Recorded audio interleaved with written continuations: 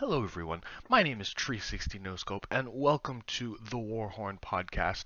I'm here with my friend, the Pirate King O2, or the Salty Pirate King Pirate.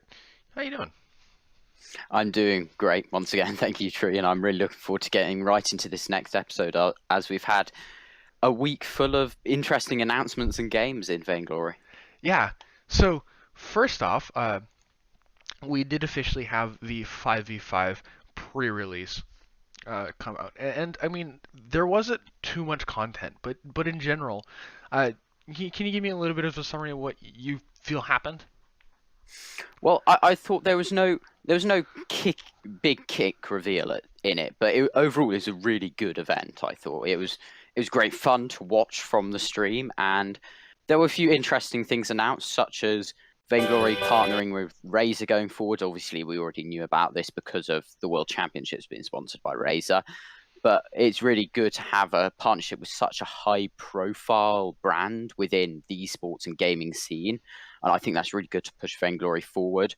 And there are also a few little announcements about where the esports scene is going to be going into 5v5. So primary competitive play will be switching to 5v5, and then there will be a new way the esports scene is formatted. It will be called the Vainglory Premier League, pre-season of which is going to start in April, and then season one is going to start in June. And I'm really excited to see how they're going to format this differently with 5v5. Yeah, so a calendar set officially looking at April, right? Um, it's a different world now because you have a lot of teams that kind of have officially gone and went. Cloud9, we'll get that in a little bit, but it's it's interesting because you have just so many new teams forming of a bunch of good players, some that are just up and coming to prove themselves, and some 3v3 teams that just will not transfer over because 5v5 is just such a different world.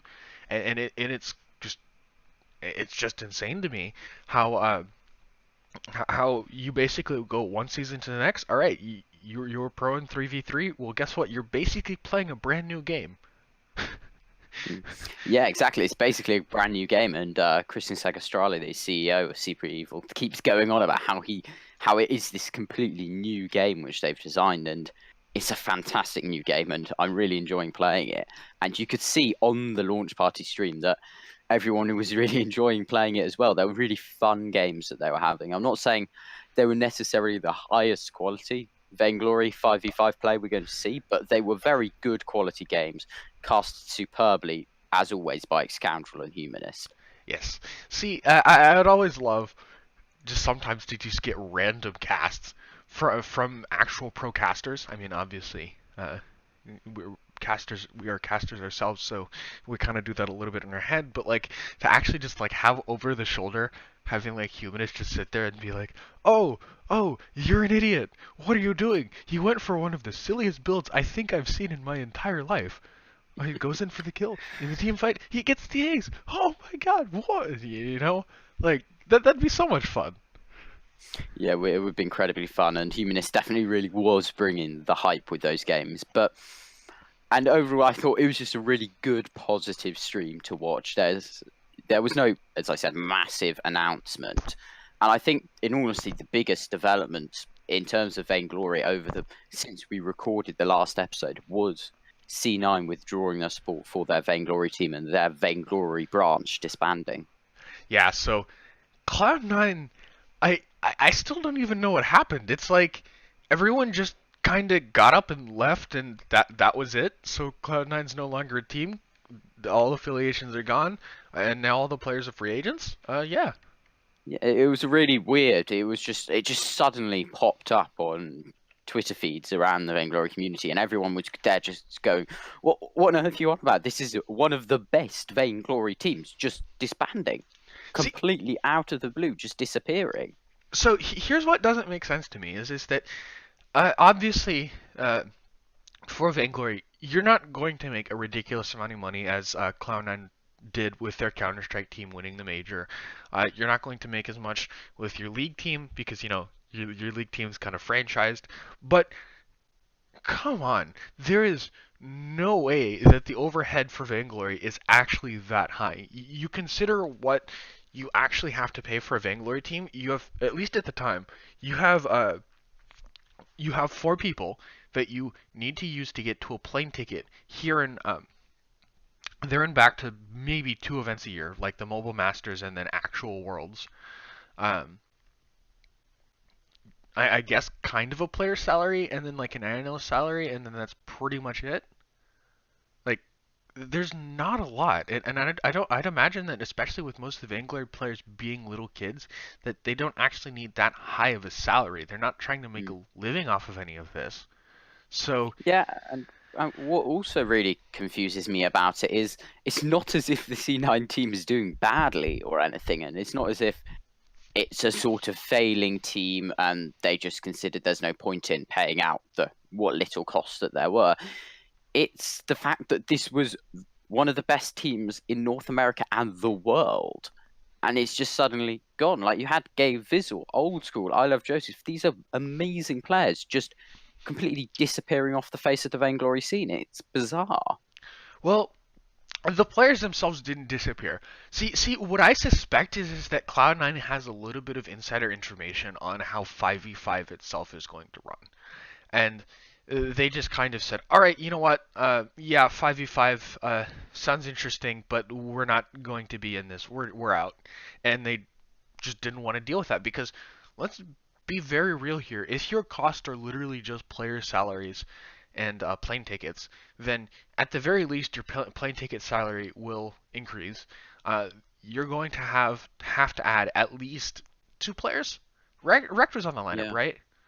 Yeah. Rect was on the lineup. I don't know if he was in as serious of a role as gave it as the other three, but he was on the lineup definitely So as a let substitute. so let's say you're going to be as cheap as possible. You at the very least have to get one more person to actually complete your team. And even then, you'd probably want to go out and get someone other than Rect because Rect, nothing against him, but I don't think he's at the talent level of any of old school Isle of Joseph or Gabe Vissel, not even close.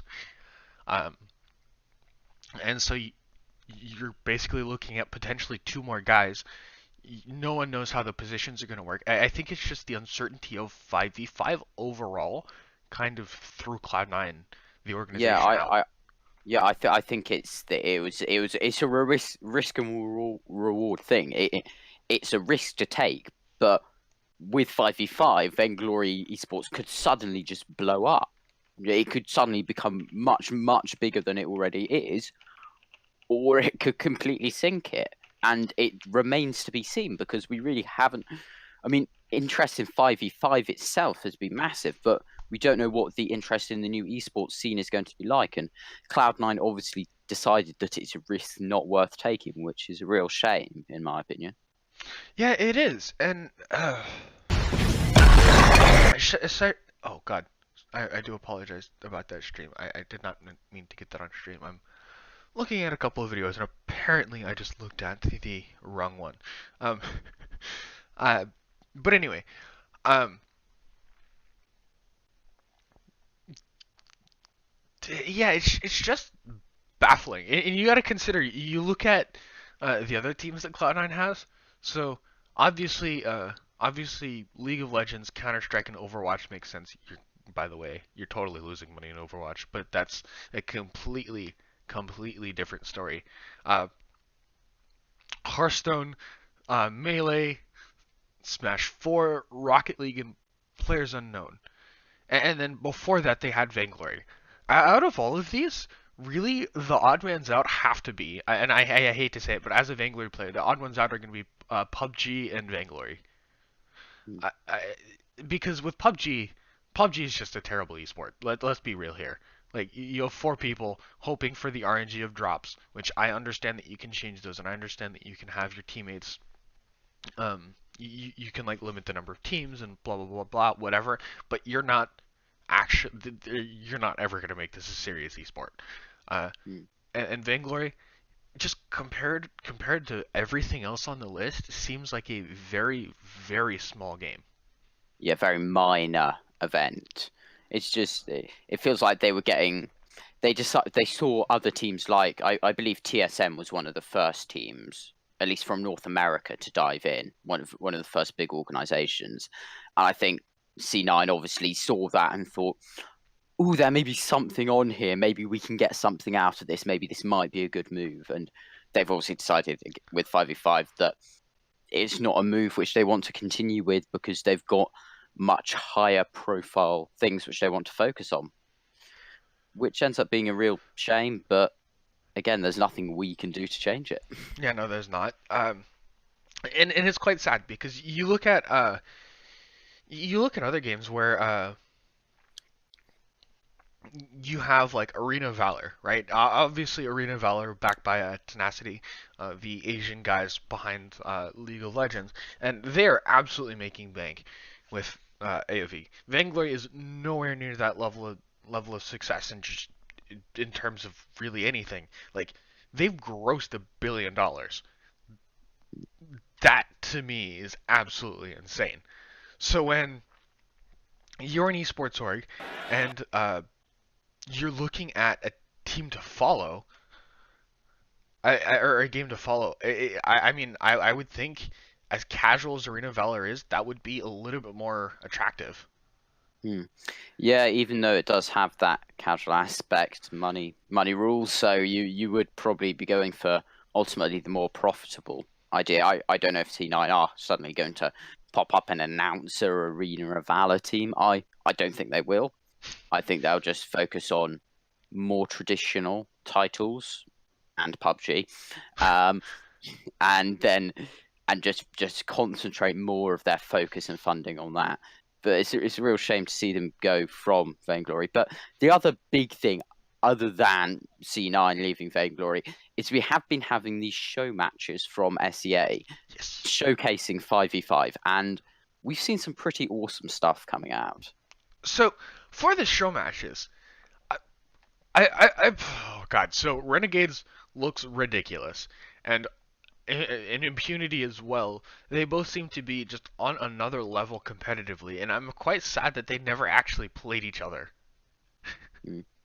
Yeah, and they're not even playing each other on day one of next week, but because day one schedule has already been announced. Hopefully, on day two of next week's SEA show matches, we can hopefully see them play each other, because that would be such a good matchup, because they have been miles ahead of everyone else. So, for example, the first game we had for these show matches was Victus against Renegades, and Victus, despite drafting some really strong stuff such as Rona pickups and Taka pickups, both of which are very strong heroes in 5v5, they just got absolutely annihilated by Renegades in the first game.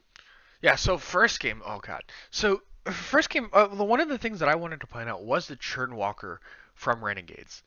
So Churnwalker is an interesting hero in that he has issues with his mobility simply because he's slightly slower than most of the other roamers. His CC isn't as direct, right? So like with the supports that we mainly see being affected, it's things like Catherine, Grace, Lance, and mostly things that can stun you or slow you directly. With Churnwalker, you're not going to do that. You can just land hooks and you can pull people, and if you really want to stun someone, you have to land a hook and then use your ultimate. Mm. So you don't have a lot of hard CC. You just have to hope that in the moment of the team fights, you can throw out enough hooks to be useful and get that magical stun to actually win you that team fight. But it's just in practice never really happens. And so for Vivictus picking up that Churnwalker, I feel honestly killed them. Yeah, I honestly feel it did as well. And these low mobility supports, such as this Finn and this Churnwalker, haven't really been seeing much play, because supports at the moment, they want to get all around the map. They want to roam around the map, and you can't really do that very effectively with the Churnwalker or a Finn.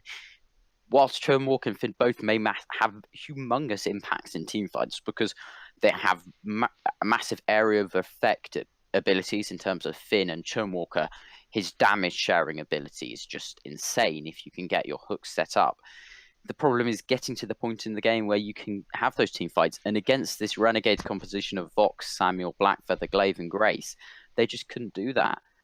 And that's one particular thing I've noticed Renegades pulling off a lot better than other teams. Is other teams have been picking up this glaive, but no team has been playing it as well as Renegades. And Chingy is looking amazing taking that from the jungle. Yeah, so Glaive is a fun pick because he is really hard to balance for 5v5, especially in the early game, in that he's kind of an assassin and he has burst damage, but he also has a really high health pool, if not one of the highest in game, for most heroes, at least generally. Uh, his ganking potential is second to basically none. So when you have a glaive, you can gank from pretty much anywhere on the map, and you can guarantee a kill. Yeah, exactly, and that's why he's such a strong pick. But other teams have been picking it up, such as Bren Esports did did pick it up against Impunity, but Boom did pick it up against Impunity, but they weren't able to make it work as well as Renegades, and it's just Renegades seem to know how to use the glaive more effectively in terms of his rotations around the map. Chingy is hitting the right points at the right time, which other teams just aren't quite managing to do. Well, hitting the right points is always one of the more difficult things to be doing, right? Because, and this is just more general 5v5 macro strategy, but where you want to place your glaive, because most likely your glaive's going to be jungling. I hate to say it, but he just generally is. So, when your glaive is roaming, where can he make the most impact? And most of the time, it's either in a lane where he can just say, all right, we're going to put it into a 2v1, or just on that super squishy carry that we need to just look at. I'm going to afterburn him into literally anything. The rest of my team engages, it collapses on him, and that's it. And the way that he starts engagements in 5v5, because we don't see a very heavy, like, a kind of engagement, or right where both teams kind of do a bunch of things and eventually a big 5v5 fight breaks out. No, it tends to be like these small skirmishes. And Glaive is king is at starting those skirmishes and at winning those skirmishes just off of Mm. the start with a single afterburn that basically gets a pick right off the bat. Yeah, it's one of the best abilities in the game, and with the way you can build him with this spell sword build, mass spell sword, picking up 2, potentially even 3, you can have it on such a short cooldown that you can get one squishy carry just after the burned away, and then you can just straight away, sort of 5 seconds later, you can get their second squishy carry gone from the fight, and within sort of 15 seconds, Glaive's won a team fight, just gone. And as you're right there, he's amazing with the skirmishing, and he's one of the heroes who's been having the most success. Another hero who's been picked up a lot and hasn't had exactly the same success rate as the Glaive, but has definitely been a very strong pick, is the Rona. Yeah. So Rona is kind of in the same boat in that yes, she's relatively tanky and can put up massive damage, but she just doesn't have the CC to keep up with Glaive. Instead, what she has uh, more consistent gap closers in the Into the Fray and her foe splitter, which she can just basically use to get closer to you and just have consistent super damage. And instead of simply displacing people and stunning them and putting them into your team so that they can just die, she just goes into the enemy team, doesn't die because she's so tanky, has a ridiculous amount of lifesteal and barriers on top of that, and spins on top of the entire enemy team and watches them bleed to death. It's glorious to play Rona right now. It really is. And what makes her even more amazing is it's very hard to force her out of a lane, as she can sustain quite well in lane. It's very hard to gank her due to the fact she has Into the Fray, or when you're escaping a gank, definitely out of the fray to escape those situations. Plus, she's an amazing split pusher, as it is a nightmare to beat her in a 1v1 unless you are a very good kiting hero. Even then, you may have substantial problems due to her incredibly high damage.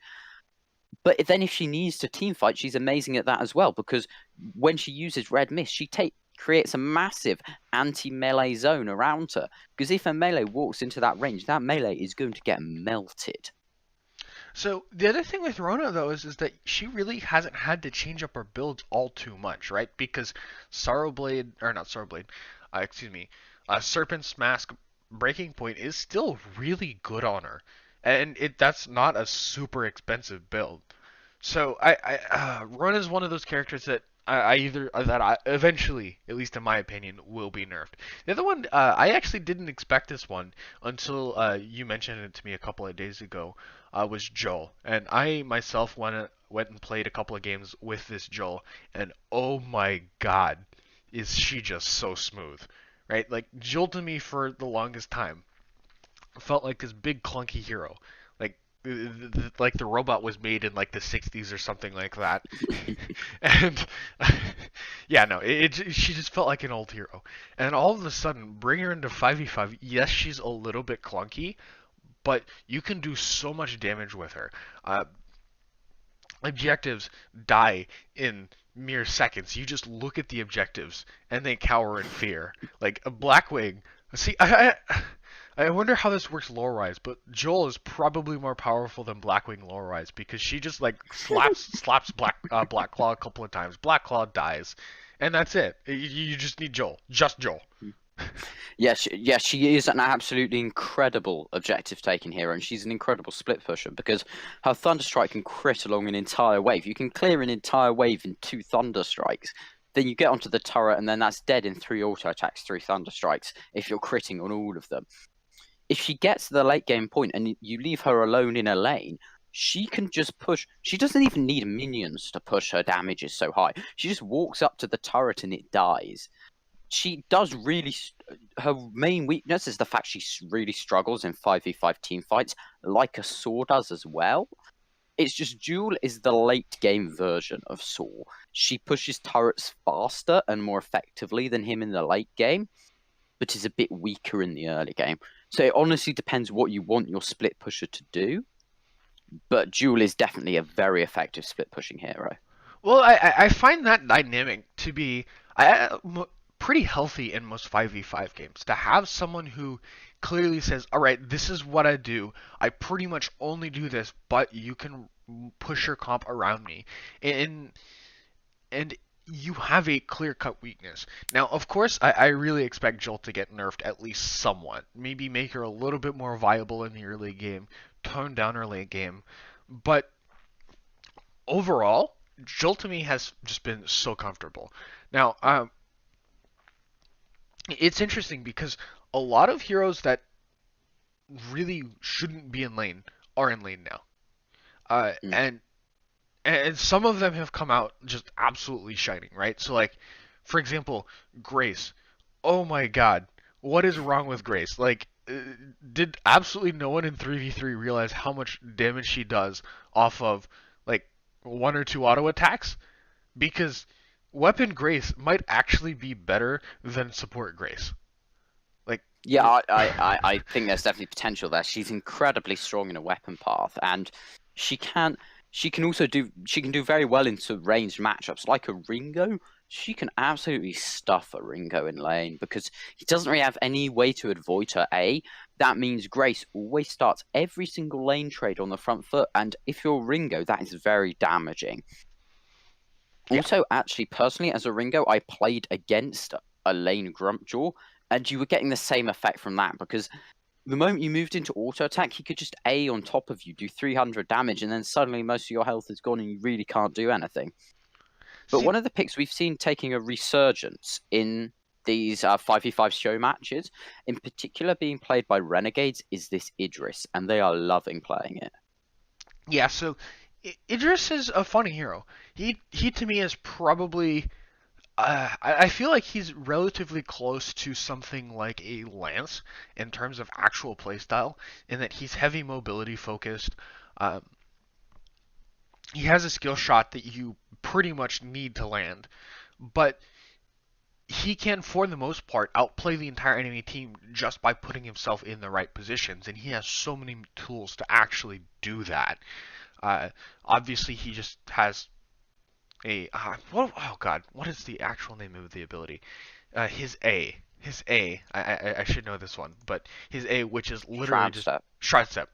He has a shroud step where he literally just sometimes literally just rolls, goes towards your target and just attacks them. He has his ultimate, which literally follows people.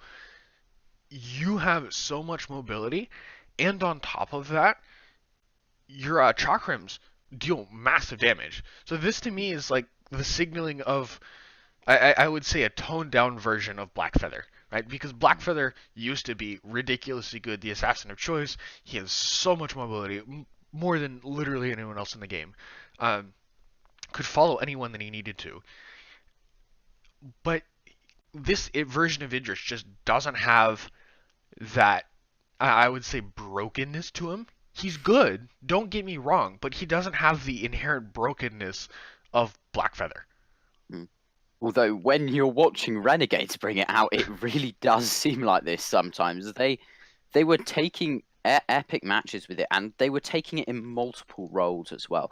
So sometimes, I think one game, I believe against Boom, we did say Boy take it up to one of the side lanes, and with that he was incredible. He took that weapon power, and with that he was incredibly effective in split pushing. But then also when he gets into team fights, he was very good with that. Boy in it himself was incredibly impressive in these matches, split pushing just all the way down these lanes with very little, while the rest of his team could comfortably win these 4v5s because they had that slight skill advantage over their opponents.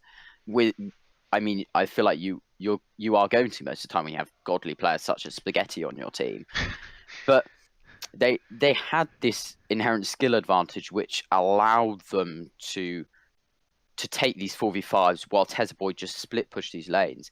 But then in other games, such as against Victus in day one, they took it into the mid lane, but then they played it weapon power, which was a really interesting choice, but they still managed to pull it off. So I think both you and I agree on this, which is Crystal Power is probably the best way to play Idris, especially in the mid lane, because once you actually get your item, you're much safer. Um, but both paths seem to be very viable on Idris right now, and I don't think it actually matters what you play as long as you're kind of going for the same. You're going for the same, not necessarily playstyle, but idea, which is I'm just going to be hypermobile, go after the people that I need to go after, and just play that crucial linchpin role. Either be that assassin or be that backline carry. And Renegades seem to work with Idris as an assassin. Yeah, Renegades have been making it work, but the other team which has been dominating these show matches so far, and we haven't really been given enough credit to, I feel, so far, is Impunity. And the game in particular I want to talk about is their game 2 against Elite 8. In this game, Impunity brought out a Sky, Finn, Jewel, Glaive, Ringo composition against Elite 8's Kath, Celeste, BF, Chowalker, Gwen. And it was one of the closest games, but it included some amazing plays and amazing tactics coming out from both teams. Yeah, so Impunity versus Elite Eight was actually kind of funny because I think we talked about it a little bit before, but Elite Eight for a little bit actually had the kill lead, which obviously, again, this is still vainglory. Kills do not matter as much as objectives, but Impunity. Impunity did manage to get a couple of objectives. They essentially what they would do sometimes is that they would ignore the pushes by Elite 8, say, okay, fine, pick up your 1 or 2 kills. We're just going to go after your turret, and we're able to get gold advantages that way simply because the turrets give you global gold versus, oh my gosh, you killed 1 person. Congratulations. Now, Impunity, interestingly enough, had a Finn. And as we talked about, like heroes with low mobility that are sometimes ineffective, Finn is like the definition of hit or miss, right? Because like you ever seen a Finn that he's against heroes that basically are super mobile, they just run past him. Yeah, they run past them. Like you try to hook them, all right, they reflex block you. What do? Yeah. You're just sad. I think this was definitely a battle of the slow captains, as you had this Churnwalker on the Elite 8 against the Finn from Impunity. And Impunity made it work pretty effectively. It was definitely weaker in the early game. There was no doubt about that. And Elite 8 did a decent job of exploiting his rotational weaknesses. They didn't do a full job, and I think that's ultimately why they didn't win the game. But when you got into the late game, this Finn pick was incredibly strong. His fortified health, which if all teams were within his polite company radius, the fortified health he would give out to his entire team was immense. And then Quarter Voice on it pulled out an incredible play. He was sitting by the Blacklaw pit, and he noticed the Celeste has got a little bit close to one of these where the CP buff is, and is raining down these Helios over the wall, trying to catch out the squishier carries of Impunity. Quarter Voice just says no way and just hooks the Celeste from over the wall, just winning that team fight and ultimately winning the game for Impunity.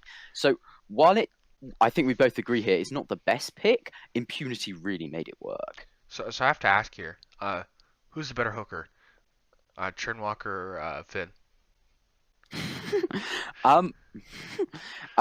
Finn's hook is more influential, but Chillwalker's hooks can happen more often.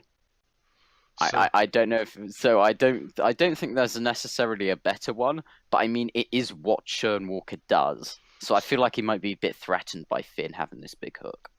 I know.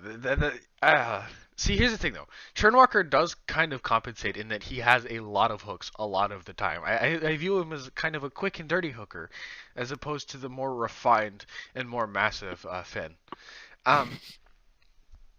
So, yeah, no, I mean, I do like that dynamic. See, Vainglory, you're giving us all types of hookers.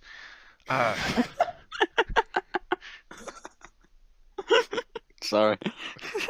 What? What are you laughing at? Nothing. Oh, nothing. Okay, Nothing. all right. Nothing. All right, I wonder. One of these days I'll figure it out. No, it's pretty good. All right, so there was only one match that actually ended up even 1-1, which was Brain Esports versus Elite 8. And let's be honest here, I don't think either of them look particularly good. It's a sad state, but I don't think either of them do. Yeah, it was an interesting game, and we don't see any. There's no trends with the compositions of what they're playing. I think they were more just sort of generally trying out heroes. I do like Bren's comp for game 2. They played a Samuel, Krull, Vox, Arden, and Baron composition, and it ultimately did prove rather effective. And I did like it, as you do have a lot of good disengage with that draft. I feel like if you are going to do those those disengage compositions, you're better having a line of 3 melees and 2 ranged, rather than 3 ranged and 2 melees, because they did experience a few problems where the Krull and Arden would be caught a little bit too far away from their damage and could just be focused down. So it had some issues, but it was ultimately a very positive composition. Well, see, that range carries are in kind of an awkward spot in Vainglory, right? Because for some of them, you have a ton of wall jumps. So, for example, Baron can get wherever he wants. Vox really can't, though. Ringo really can't. Sometimes, like, you have, like, Idris or Varya, they have jumps that can maybe get across here or there. But for the most part, it's a viable strategy to try and take the fight away from the melee carries. And you oftentimes see fights go from one big fight to breaking off into this person's just kind of tunnel visioning the carry that he needs to kill. This person's tunnel visioning the enemy's carry that he needs to kill. And it breaks it down into these kind of counter fights. Who wins which fight, and then after that fight's been won or lost, then what happens afterwards? Do you go for another fight?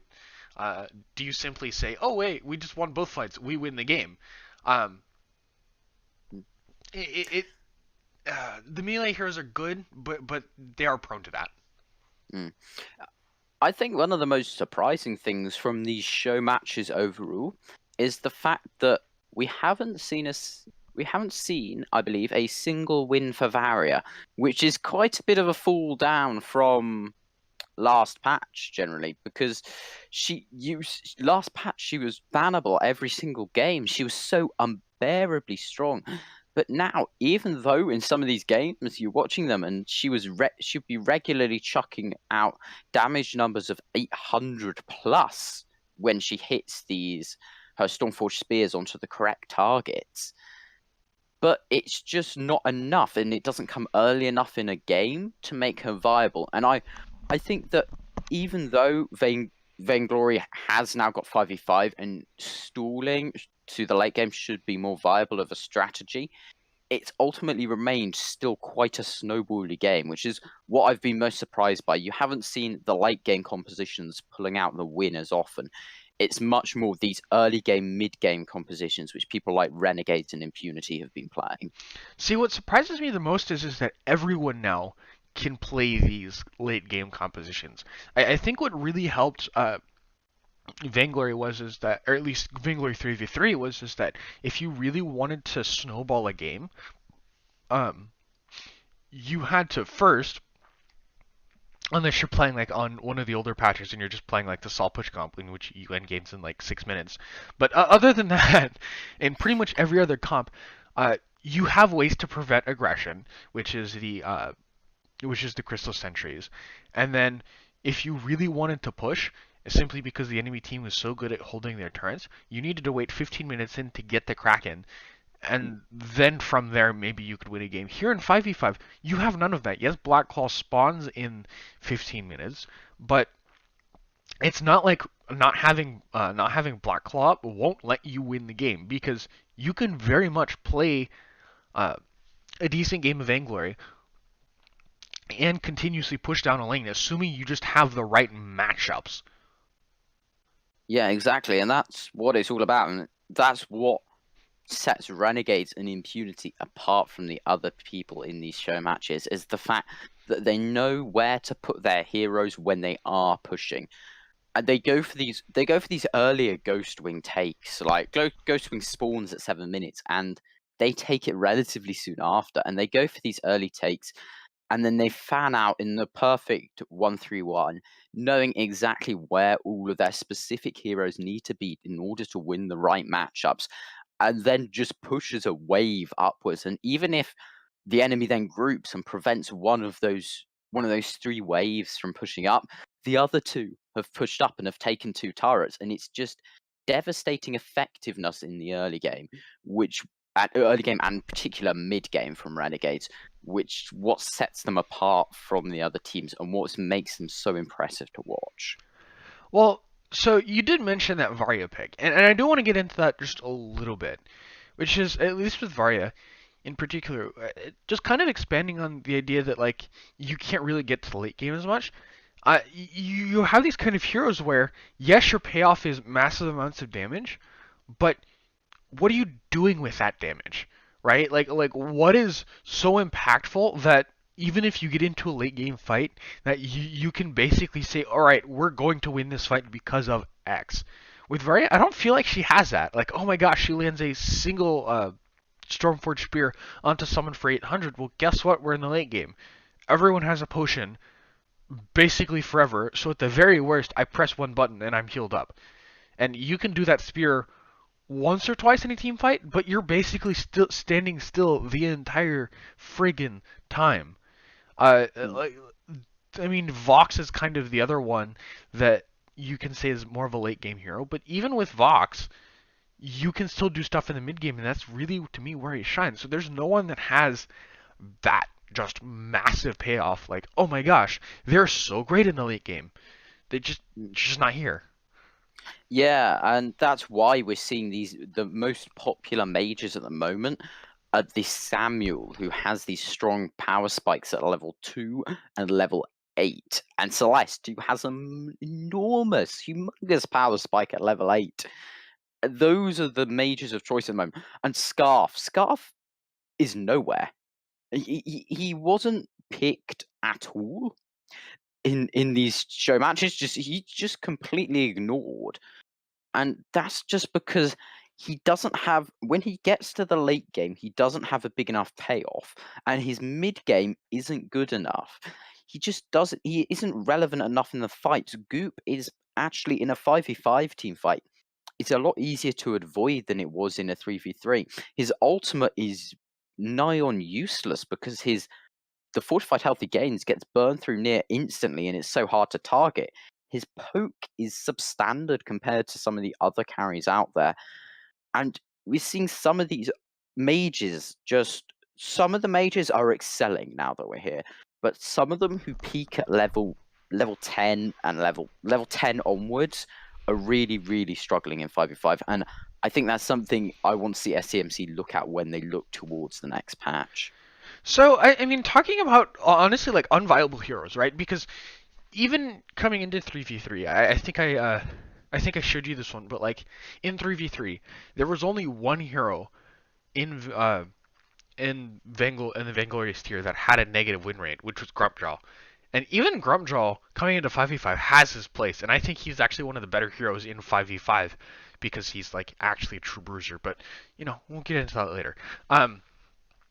But in 5v5, I do agree it's really Scarf, but who else do you feel is like just in like the like crap tier, like just won't do anything, can't do anything. Like Scarf has the thing where it's like he's notoriously hard to farm with, and by the way, now he's a late game hero with a payoff that doesn't exist. So yeah, he's just like crap tier. Who else do you really feel is there? It's really hard because even the traditionally unviable stuff like right no sorry like Flicker and Grumpjaw are suddenly both now very Flicker less so than Grumpjaw, but Grumpjaw is really rather strong because he has good mobility around the map and pretty crazy damage, especially if you take him CP. His A can hit for massive amounts. I'm a little concerned about Alpha's viability. I haven't seen her being played as effectively as much. But other than that, it's really rather limited in terms of what you ultimately cannot play and cannot make work. And I think really it's pretty much just Scarf. And that's really really sad, isn't it? Like if it were like, oh my gosh, okay, there's one or two heroes, but oh yeah, no, it's just Scarf. Like, And it's even more sad because he's your favorite little dragon. And the little baby dragon, you can't go and play with the big dragons because you're just going to lose and you're never going to get anywhere near taking them because he's just so useless. He's just not the 5v5 carry he needs to be. He needs some tuning. He needs some updating to be truly effective. Even stuff like Petal, which is it's even Petal's working. so Even Petal's Petal's working. Petal, okay, Petal is I'm sure you know you're definitely one of the older Vainglory players, but like you remember like a little bit of old Petal, right? Where like old Petal was Yeah. just so stupidly good because she would just sometimes her kite potential was immense. You could never actually get away from her, so she would chase you all day, all night. There's just nothing you could do about it. Um, and she would just chase you down into oblivion, and all of a sudden she gets nerfed. Now she's so unviable that no one plays her for like the next 20 patches, and then 20 Mm. patches later, someone comes out with a thing called the Pew Pew Pedal, and that's like the last time we've seen her viable, like at all. Mm. Yeah, but then going into 5v5, you've got CP Petal. I don't think is too effective simply because you have now 5 heroes to be able to kill those pets, and it causes Petal some pretty big issues having so many heroes being able to kill those pets despite them getting a buff. But we've seen Weapon Petal being picked up a couple of times during these show matches through. I believe it was Elite Eight against Bren Esports, and they did win with a weapon petal. So it has viability if taken to the weapon path in one of the side lanes. I'm not sold on CP, but even petal has viability with a kit that ultimately feel like it should get munched in 5v5. So it just makes it even more sad that Scarf is just potato. Yeah, no. So a lot of things are, yeah, a lot of things do work, and most characters have at least one patch. Now, ending it off on the happier note, so 5v5, at least in my eyes, has been massively successful for SEMC. I really feel like going into the 5v5 and going into the competitive scene, uh, that really that will produce a lot more interesting games. We actually get to see Vainglory 5v5 played at a decently high level and not the. I mean, yes, the show matches are the closest thing we have to like actual pro gameplay, but there's just something missing with these. And to know that at the very least we have the Vainglory Premier League. By the way, that exists, doesn't it? Like someone already has that name, but I guess Um, SMC's. yes, it was a thing actually.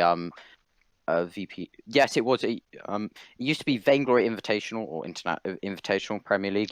It was a thing back in the infancy of Vainglory competitive players. The first big Vainglory International tournament was VIPL, Vainglory International or Invitational. I can't remember what the I stands for.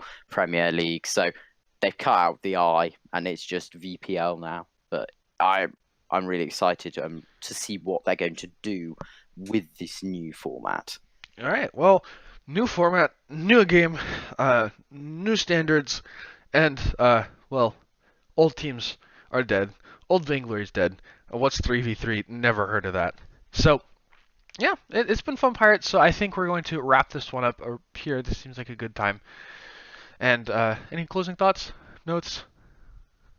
Just that I was really happy and sort of weird to say proud, but I really was to be playing such an amazing game. Watching that launch event, it made me so excited and happy to see how much SEMC are committed to making this 5v5 adventure a success, and I'm really looking forward to the full release on the 13th of February.